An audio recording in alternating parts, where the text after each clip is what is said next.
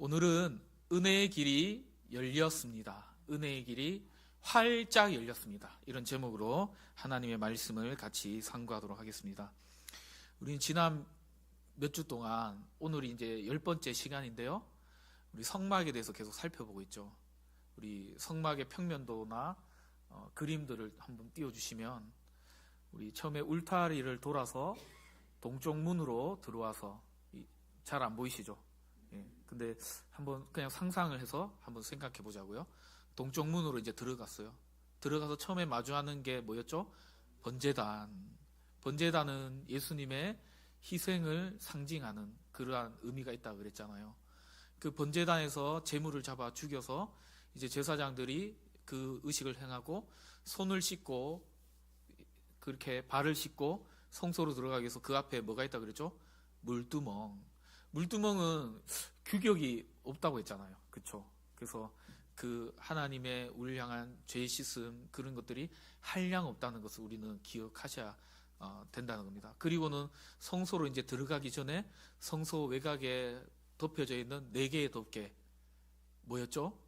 가늘게 꼰 배실로 한 수놓은 아름다운 그 천막을 가장 안쪽에 실내에 이렇게 두고 그 다음에 염소 그리고 붉게 물들인 양털 가죽 그 다음에 해달 가죽으로 덮여진 4개의 덮개와 조각목으로 잘 짜여진 널판들을 둘러싸이는 널판인데 그 조각목만 있는 것이 아니라 금을 덮여지는 조각목.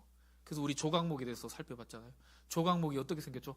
반듯하게 우리 마당에 있었던 느티나무 같이 아주 두께가 두꺼운 그런 나무예요? 아니면 얇고 휘어져 있고 가시 돋아 있는 나무예요? 두 번째잖아요. 우리도 그렇다고 했잖아요. 비뚤려 있는 정말 어떻게 보면은 아무렇게 쓸모짝 없어 보이는 우리의 인생을 그런 조각목 같은 인생을 우리 주님이 부르시고 우리를 쓰신다고 그 은혜에 우리가 감사하자는 그 말을 우리가 함께 나누었던 거 기억나시죠? 그리고 이제 성소로 들어옵니다. 성소에 들어와서 들어오자마자 오른편에 뭐가 있었죠? 떡상.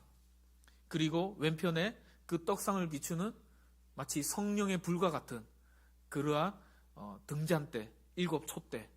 그리고 딱 맞은편에는 우리가 지난주에 살펴봤던 분향단. 분향단은 무엇을 상징한다 그랬죠?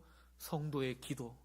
그래서 우리가 그 분향단이 끊이지 않고 계속 그 향이 올라가듯이 우리도 뭘 하자 그랬죠? 끊이지 않고 늘 하나님 앞에서 기도하고 주님께 부르짖으며 나아가는 성도의 삶을 살아가자고 우리 그렇게 살펴보았습니다. 이제요 다음 장 한번 슬라이드 넘겨주시면 그 분향단 뒤편에 있는 지성소로 넘어가기 전에 있는 그 휘장에 대해서 오늘은 좀 살펴보려고 합니다. 이제 오늘 10번째 시간인데요.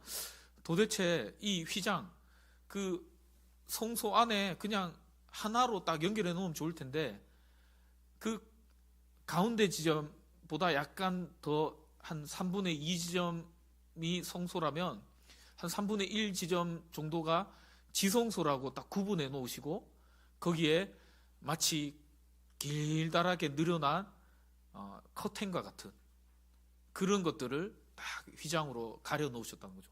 그리고 오늘 우리가 읽었던 이 33절 말씀에도 나오듯이 지성소와 성소를 구분하여 놓았다고 그래요. 이것이 왜 필요했을까? 이것이 오늘날 우리에게 주는 의미가 무엇일까? 우리가 잠깐 좀 살펴보고 오늘도 돌아갈 수 있는 시간이 되기를 바랍니다. 휘장은요, 성경에서 언급하는 휘장은 2가지가 있습니다. 26장에 2개 다 등장하는데요. 26장 3절에 보면 그 단어가 뜻이 달라요. 예리야라고 하고 또 26장 31절에 보면 바로게트라고 하는 그러한 단어로 근데 우리 번역본어는 둘 다 휘장이라고 그래요. 26장 초반에 쓰여진 예리야는 바깥에 그래서 외부에서 성소로 들어올 때 내려져 있는 그러한 것들. 그래서 이건 마치 커튼과 같은 역할을 하는 거죠. 이거는 안에 있는 휘장과 어떤 약간의 차이점이 있어요. 그러다 보니까 다르게 적혀져 있죠. 저는 설교를 준비하다가 26장 31절에 33절에 나오는 이 휘장이 다르게 쓰여지는 걸 이제 보면서 바로게트 이렇게 하니까 혹시 이게 우리가 바리게이트 할 때 그 단어인가 그 어원인가 싶어서 막 찾아봤거든요. 근데 그건 아니더라고요. 근데 외우기는 쉽죠, 그렇죠? 바로게트, 이 지성소와 성소 사이를 가로막는 차단막을 히브리어 언어로는 그렇게 불렀다는 거예요. 그러면 어떤 차이가 있는지 우리가 좀 살펴볼 텐데, 바깥에 있는 휘장도 중요한 의미가 있겠지만 우리가 오늘 살펴볼 것은 안쪽에 지성소와 성소를 가로막고 있는 그 휘장을 우리는 좀 살펴보려고 합니다. 그래서 그냥 외우기는 쉬우니까 바로게트, 바리게이트, 휘장, 뭐 그렇게 원래 그 히브리어와 우리가 말하는 바리게이트를 쳐라 뭐 이렇게 한다는 의미와 다르지만, 제가 그냥 설교 준비하면서 인터넷으로 그냥 검색해 보니까 프랑스 어원이 있더라고요. 원래 바리게이트는 프랑스 어원이고 히브리어 어원은 아닙니다. 그러나 오늘 좀 살펴봤으면 좋겠어요. 왜 지성소와 성소를 구분지어 놨을까? 이걸 좀 이해하기 위해서는 우리는 먼저 그리스 신화 이야기를 좀 해봐야 됩니다. 그리스 신화에 보면은 테베의 공주 세멜레가 제우스 신과 이제 연애를 하고 있었어요. 근데 이 세멜레 공주가 제우스 신을 너무 보고 싶은 거예요. 당신을 너무 보고 싶어요. 왜 내게 당신의 얼굴을 감추는 거예요? 보여줘요. 그런데 근데 제우스 신이 딱 자신의 모습을 보여주자 어떻게 되냐면, 그 너무나도 거룩하고 신비로운 광채가 너무 강렬해가지고 그 세멜레 공주가 그 자리에서 불타 죽게 되는 그런 신화의 이야기가 등장합니다. 하나의 이야기지만 이것이 주는 의미가 있다면, 거룩한 신이 연약한 인간 앞에 나타날 때 우리 연약한 우리 인간은 하나님을 아련할 수 없는, 하나님을 뵐 수 없는 그러한 어떤 간극이 있다는 것을 이 이야기가 우리에게 얘기해주고 있다는 거죠. 멀리 신화의 이야기를 하지 않더라도 우리가 흔히 접하는 성경의 이야기만 보더라도요, 창세기 3장 이전에 처음에 사람 아담을 하나님께서 만드셨을 때 아담과 하와는요 하나님과 어떻게 지냈다고 나오고 있죠? 하나님과 아주 친밀한 대화를 나누면서 지냈다고 얘기해요. 여러분, 우리가 상상하는 그 이상입니다. 아담은요 하나님과 대화를 나눌 때 어느 정도로 대화를 나눴을까요? 정말 하나님을 직접 보고 하나님과 얼굴과 얼굴을 대면하면서 그렇게 대화를 나누는 존재였다는 거죠. 그러나 죄가 들어오면서 어떻게 됩니까? 당장의 3장 7절을 보면 하나님의 낯이 부끄러워서 그들이 벌거벗음을 깨닫고 무화과 나뭇잎을 떼다가 옷을 만들어서 가렸다고 그렇게 나와요. 근데 하나님이 그 3장 8절에 보니까 그 무화과 나뭇잎을 가렸던 것이 보기에 그러니까 가죽옷, 짐승을 잡아서 죽여서 가죽으로 그 몸을 가려줬다라고 또 그렇게 나오죠. 3장 21절이죠. 그리고 3장 24절에 보면요, 이들이 이제 쫓겨나요. 여기 있는 그림처럼 쫓겨나는데 저기 노란색으로 이렇게 잘 보이는지 모르겠지만 24절에 뭐라고 나오냐면, 그룹과 불칼로 그 생명나무를 지키더라. 다시 얘기하면 이제 인간은 더 이상 하나님께 나아갈 수 없는, 그 하나님의 임재 가운데 직접적으로 뵐 수 없는 그러한 지경에 이르게 되는데, 그게 뭐냐면 죄 때문에 그렇게 되었다는 거예요. 오늘을 살아가는 우리도 마찬가지입니다. 우리가 하나님을 직접 뵐 수 없을 뿐더러 하나님께 죄인인 우리가 하나님 앞에 나아가게 되면요, 우리도 마치 세멜레 그 공주처럼 창세기 3장 24절에 있는 그 말씀처럼 그룹이 뭐죠? 천사와 불칼로 하나님께서 그곳에 오지 못하도록 막으시는 것처럼 우리 안에 그러한 휘장이 우리를 가로막고 있다는 것이죠. 그러면 이 휘장은 뭐냐면요, 우리를 해하려고 하나님께서 그 지성소와 성소 사이를 딱 가로막게 구분지어 놓은 그러한 도구가 아니라 연약한 우리를 살리시고 보호하기 위해 주신 장치라는 것을 우리는 아셔야 돼요.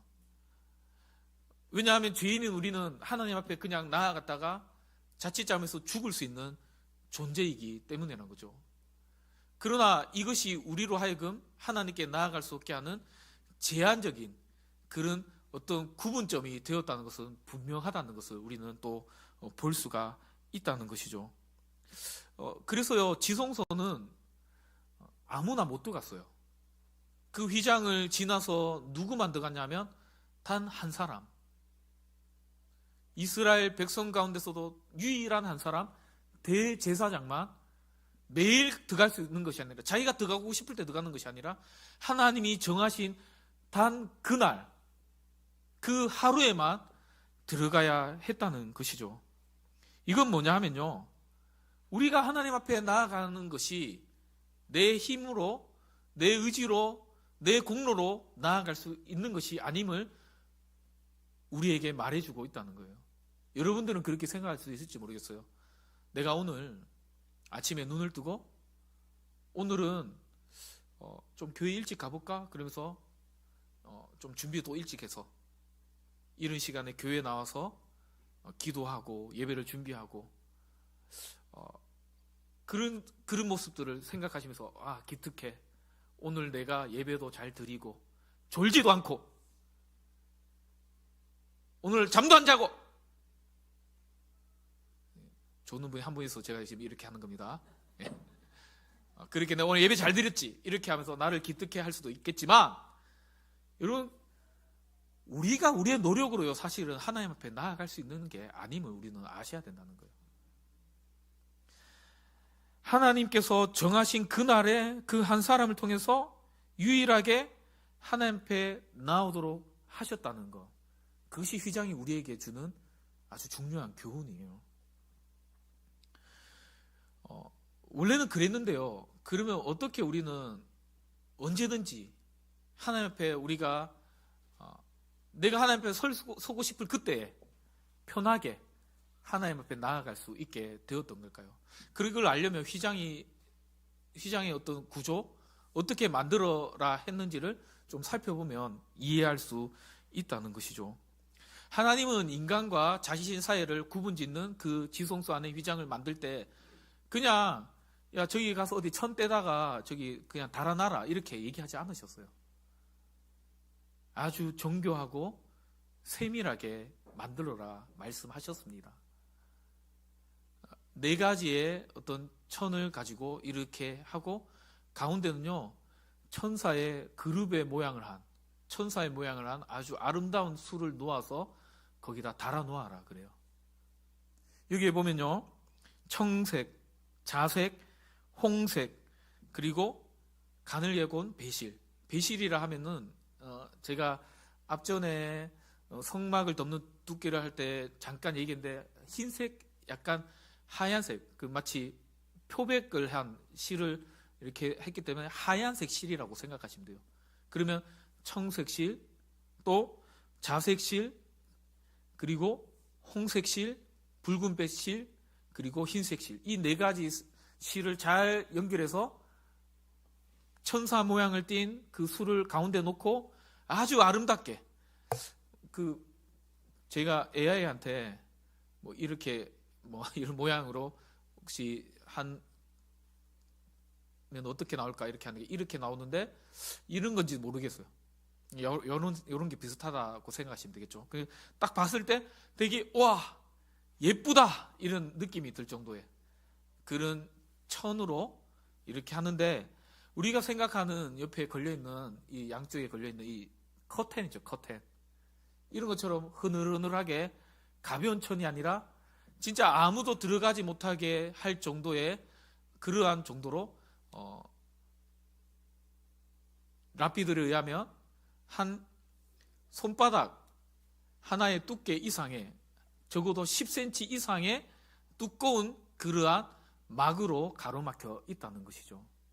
근데 이게 전승에 따르면요 이거를 사람이 아무리 찢으려 해도요 찢을 수 없을 정도의 아주 두껍하게, 아주 강력하게, 정교하게 이게 수놓아진 그러한 휘장이었다고 그렇게 볼 수 있어요. 그림에도 나오지만 전승에 따르면 황소 2마리가 양쪽에서 막 잡아당겨도 찢어진다 안 찢어진다? 주바자나? 찢어진다 안 찢어진다? 안 찢어질 정도의 그러한 아주 강력한 그런 것으로 만들어진 게 이 휘장이라는 거예요. 왜 이렇게 하나님이 이 휘장을 그렇게 만들라 했을까요?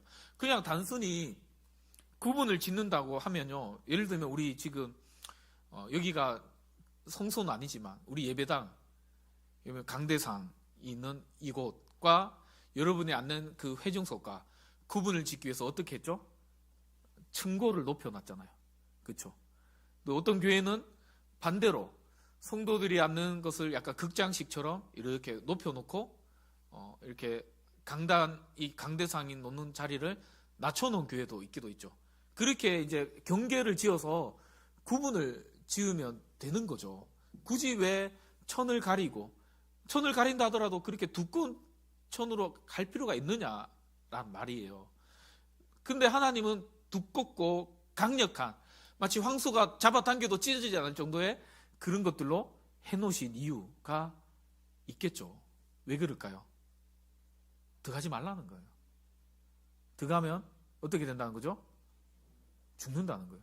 그래서 대제사장들이 거기 들어갈 때는요, 이렇게 방울 달린 이렇게 끈을 이렇게 달고 들어갑니다. 왜 그럴까요? 거기 가서 혹시나 대제사장이 1년에 한 번 들어가는데 대제사장이 좀 거룩하지 못하게 불경스러운 그 죄를 짓고 그 안에 들어가면 어떻게 될까요? 대제사장이라도 거룩하신 하나님 앞에서 죽임 당할 수 있겠죠. 그러면 사람들이 뒤에서 끈을 들어가서 못 데려오니까 끈을 잡아서 빼내려고 끈을 달고 들어가는 거예요. 그리고요, 딸랑딸랑 방울, 그 안에서 이제 집례를 하는 동안에 딸랑딸랑 방울 소리가 안 들리면 어떻게 되는 거예요? 제사장님! 뭐 부르기도 하겠지만 대답도 안 해요. 그러면 이게 흔들어 보는 거죠. 그러다가 이게 잡아당기려고 그렇게 하는데, 그 누구도 내가 허락한 사람 외에는 들어오지 말라라는 그런 의미가 거기에 담겨져 있다는 겁니다. 다시 휘장이 있는 그림을 잠깐만 다음 장 보여주시면, 이 네 가지 실은요, 각각의 의미가 다 담겨져 있습니다.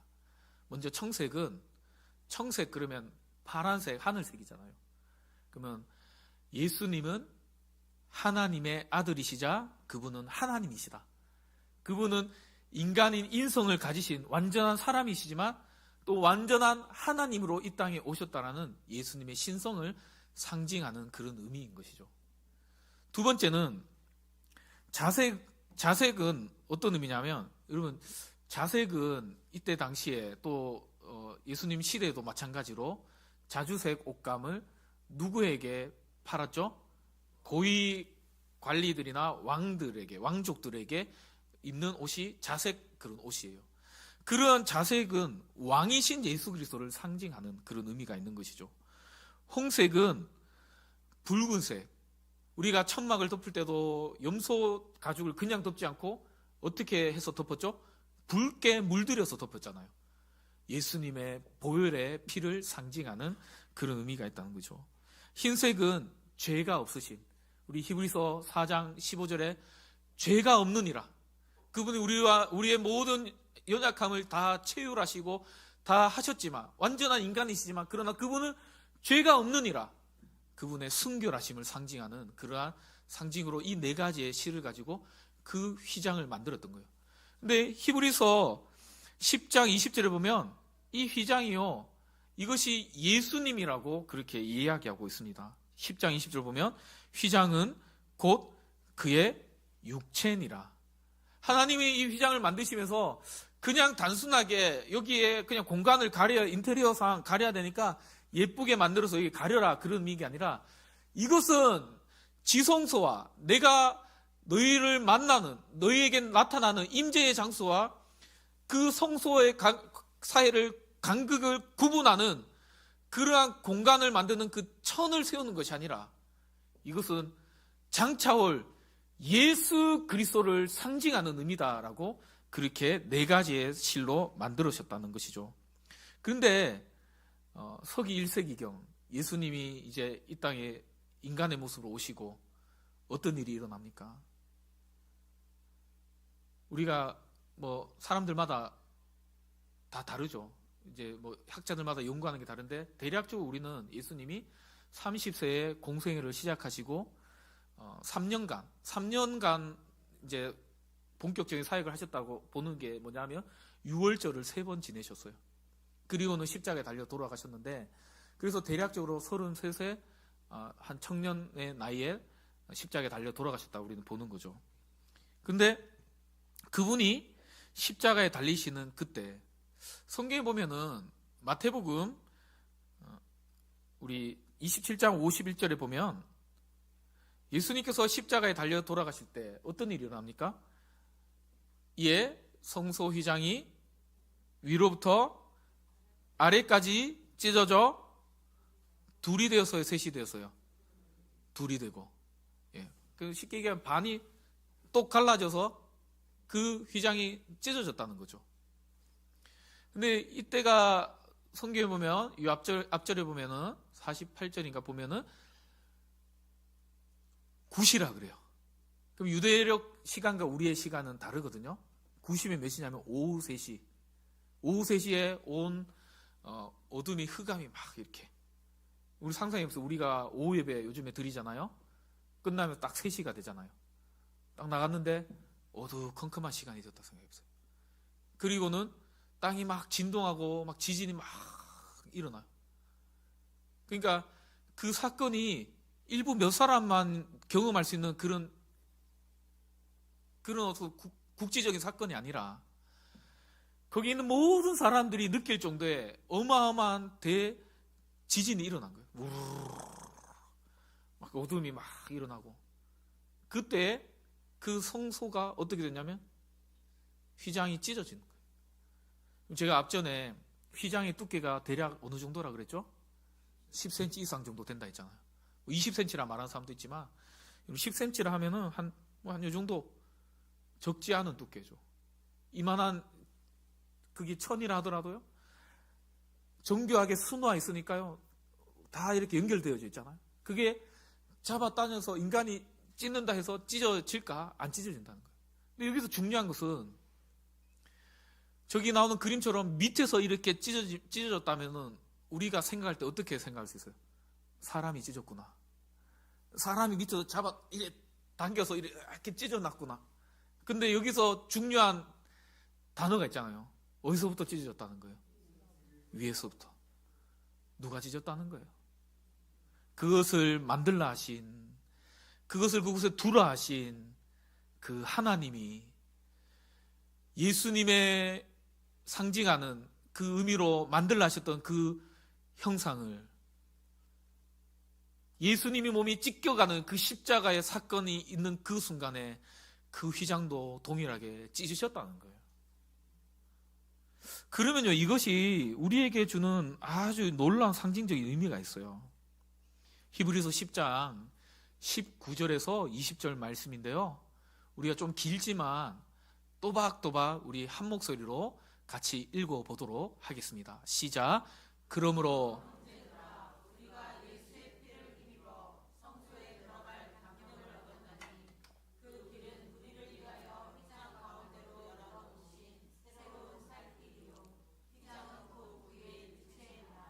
아멘. 이 휘장은 우리를 해하려고, 우리를 뭔가 못 살게 굴려고 해놓은 게 아니라 그랬잖아요.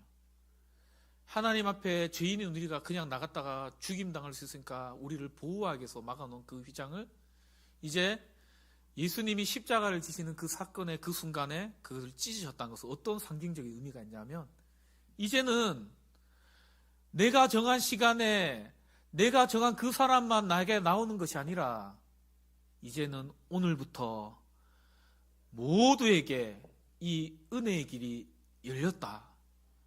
누구든지 누구라도 언제든지 내게 나오기만 하면 이 은혜가 너희 모두에게 임하게 될 것이다 라는 것을 말씀해 주시는 아주 중요한 대목이죠. 여기에 보면 새로운 살 길이 우리에게 열린 것입니다. 여러분, 옆 사람에게 한번 이렇게 얘기해 볼까요? 살 길이 열렸습니다. 여러분, 우리나라도 전쟁을 경험했지만 지금 중동 쪽에 뭐 여러 가지 뭐 이유가 있겠죠. 저는 그 정치적 이야기를 하지 않으려 하고요. 어쨌든 전쟁은 일어나지 말아야 되는 거잖아요. 여기에 전쟁을 경험한 분도 계신 것 같고, 또 여러 가지 또 그런 부분에 있어서 그런 분들은요, 저희 할머니도 돌아가실 때 늘 하던 얘기가 전쟁 이야기, 피난 오던 이야기, 뭐 그런 얘기를 늘 하셨어요. 그분들은요, 치가 떨리는 거예요. 사람이 죽어나가고 그런 것들. 근데 그 속에서도 여러분, 영화나 저는 드라마를 통해서만 봤지만 피난길이 딱 막혔는데 정말 이제 죽었구나 싶은데 갑자기 막 지원군이 막 와가지고 그 길이 갑자기 뚫려가지고 막 이렇게 도망칠 수 있는 길이 열렸다 생각해보세요. 얼마나 감사합니까 그게. 별로 우리에게 안 와닿는 이야기 같지만 정말 경제적으로나 육체적으로 질병 때문에나 내가 거의 죽을 수밖에 없는 상황에 딱 놓여서 그때 어느 날 하나님이 살 길을 우리에게 열어주셔서 그 현실적인 그 문제 가운데 우리를 살려주셨을 때 얼마나 여러분 감사한지 모릅니다.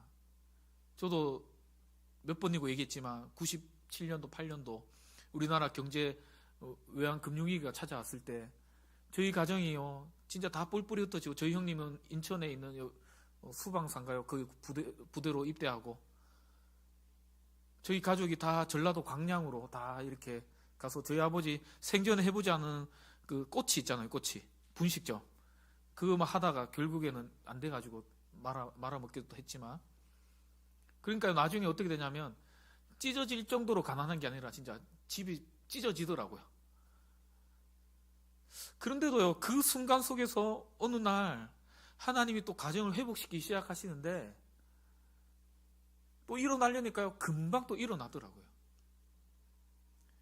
근데 우리가 그런 현실적인 문제를 다 차치하더라도 우리는 죄와 죽음에서 하나님께 나아갈 수 없는, 애초에 그저 그냥 죽음의 길에 걸어갈 수밖에 없는 그런 존재였잖아요. 그런 우리에게 예수 그리스도의 죽으심으로 인해서 그 가로막혀 있던 그 모든 휘장이 다 찢어지고 우리는 그저 주님 앞에 나아갈 수 있는 새로운 살 길이 열렸다는 것에 우리는 감사하지 아니할 수가 없다는 것이죠.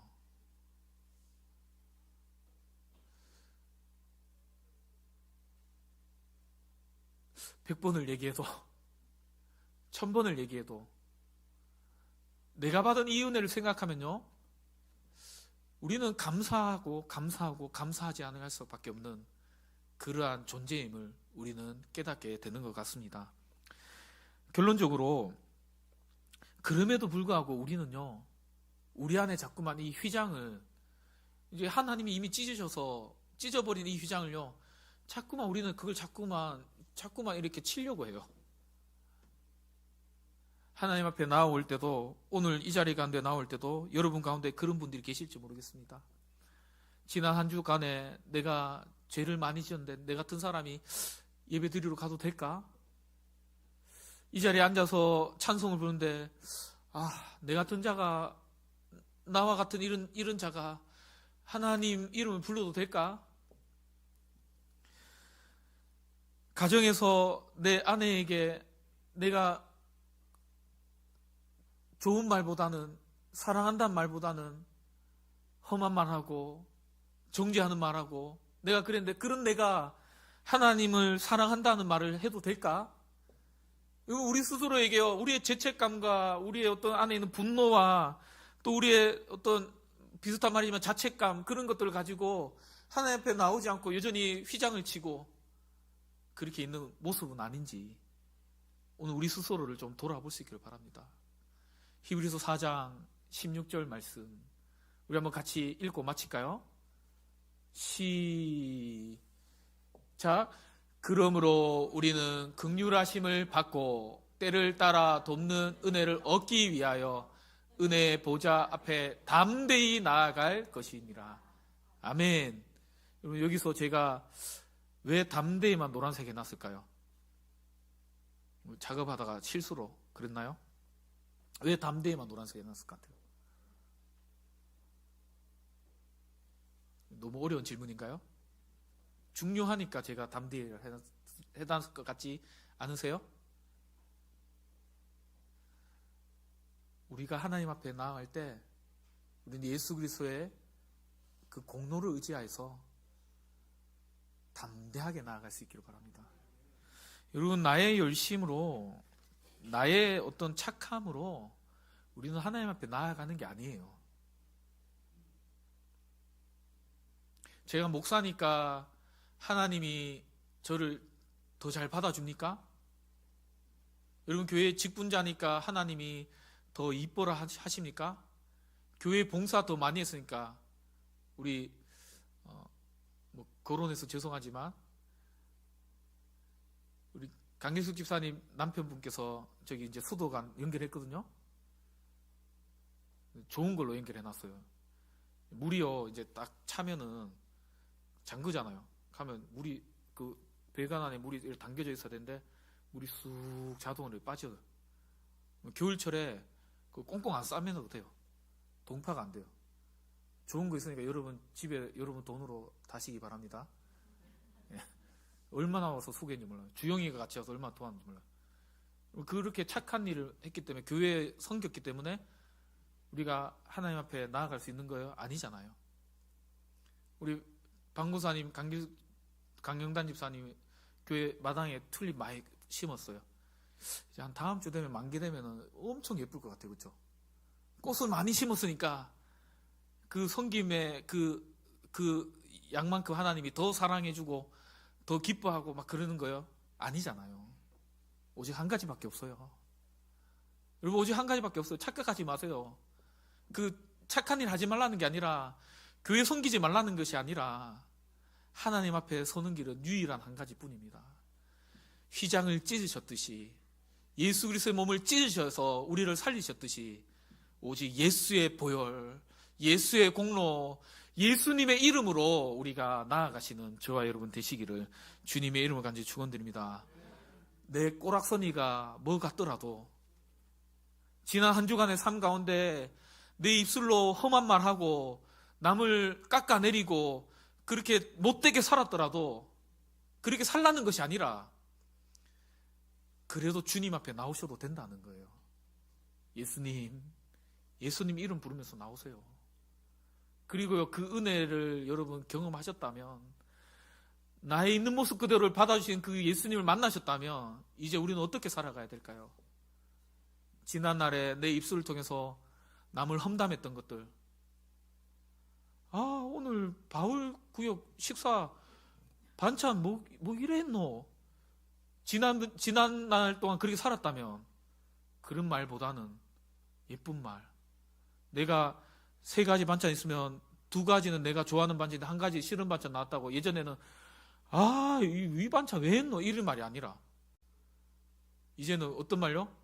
아이고, 저 뭐 했는지 모릅니다. 소세지도 했고, 아이고, 이거 뭐 고기도 했고, 아이고, 김치도 했고, 좋은 것, 서로 살리는 말, 세워주는 말.